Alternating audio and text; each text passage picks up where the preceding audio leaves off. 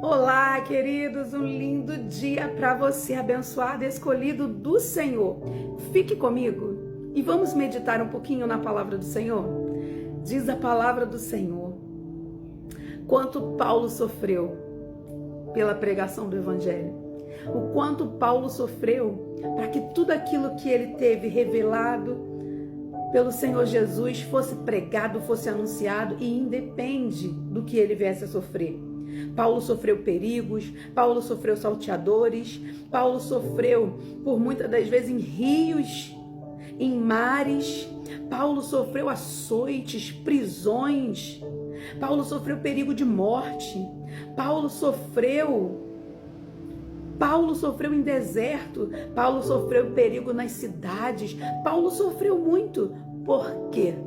Por causa da pregação da palavra, porque Paulo dizia na palavra do Senhor em 2 Coríntios 11, do 16 em diante, ele dizia assim, em jornada muitas vezes, em perigo de rios, em perigo de salteadores, em perigo entre patrícios, em perigos entre gentios, em perigos na cidade, em perigos no deserto, em perigos no mar, em perigos entre falsos irmãos. Paulo falava em perigo entre falsos irmãos. Você que tem sofrido na irmandade, olha Paulo dizendo em perigo entre falsos irmãos. E Paulo falava, além das coisas exteriores, há o que pesa sobre mim diariamente. Olha o que pesava sobre Paulo diariamente. A preocupação com as igrejas de Cristo, a preocupação da pregação da palavra, a preocupação com o chamado que Deus deu para ele continuar falando da palavra, mandando as cartas para a igreja, tratando cada igreja de acordo com os seus problemas, de acordo com os seus pecados. Paulo falava a preocupação com todas as igrejas. Com todas as igrejas. Paulo, mesmo preso, continuou falando da verdade da palavra. Ei, querido, seja em qualquer lugar, seja no altar, fora do altar, dentro de uma parede, fora da parede, dentro da sua casa, fora da sua casa, a palavra tem que ser pregada. E hoje, ela veio aqui, para você que parou nesse vídeo. Paulo falava para Timóteo assim: Timóteo, não te faças negligente para com o dom que há em ti, o qual foi concedido mediante a profecia com a imposição das mãos dos presbíteros. Medita estas coisas e nelas sê diligente, para que o teu progresso a todos seja manifesto. Tem cuidado de ti mesmo e da doutrina. Continua nesses deveres, porque fazendo isso, sim, assim salvarás tanto a ti quanto aos que te ouvem. Paulo falando para Timóteo: olha, Timóteo, teve imposições de mãos, mas tem a palavra, tem a doutrina, continua nesses deveres. Porque tem muita gente levando a imposição de mãos e agora aceitando tudo que só por causa da imposição de mãos, aonde Paulo falava a Timóteo: Timóteo, tenha cuidado da doutrina, tenha cuidado, continua nesses deveres, porque fazendo assim, obedecendo a doutrina de Cristo Jesus, porque Paulo vinha trazer o que Cristo Jesus falava. Paulo, apóstolo de Cristo, feita por vontade de Cristo, continua nesses deveres.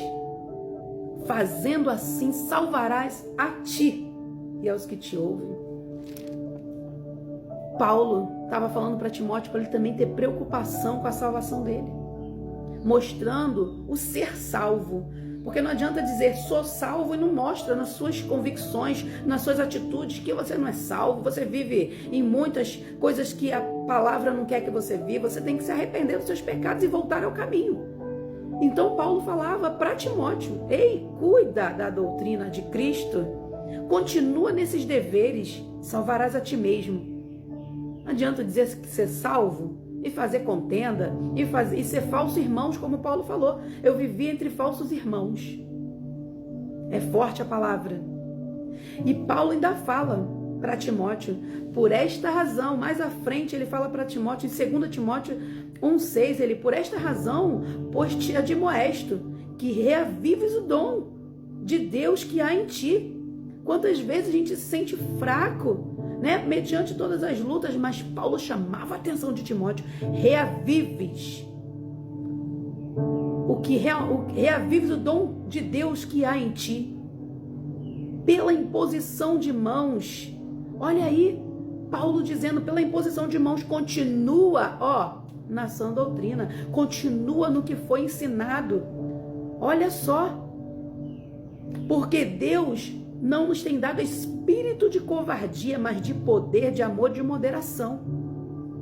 Paulo estava falando tudo isso, mas dizendo, continua nos seus deveres, continua falando a palavra, continua na sã doutrina. E ele ainda falava, não te envergonhes, portanto, do testemunho do nosso Senhor, nem do ser eu encarcerado.